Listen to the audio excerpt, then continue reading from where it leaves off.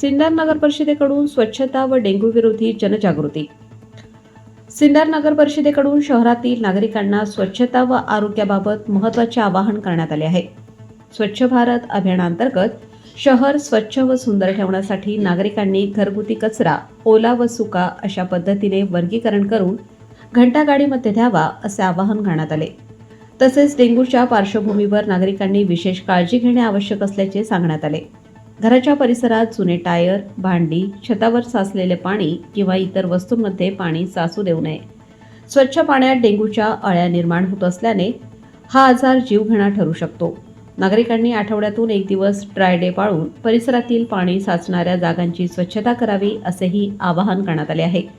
याबाबत अधिक माहिती देताना सिन्नर नगर परिषदेचे मुख्याधिकारी अभिजित यशवंत कदम व नगराध्यक्ष विठ्ठलराजे उगले यांनी नाशिक लोकशाही न्यूजशी बोलताना सांगितले की नागरिकांनी स्वच्छतेबाबत जबाबदारी ओळखून सहकार्य केल्यास शहरात डेंग्यू व इतर आजारांचा प्रादुर्भाव रोखणे शक्य होईल। सर्व सिन्नरकरांनी या उपक्रमात सक्रिय सहभाग घेऊन शहर स्वच्छ व निरोगी ठेवण्यासाठी सहकार्य करावे असे आवाहन शेवटी करण्यात आले।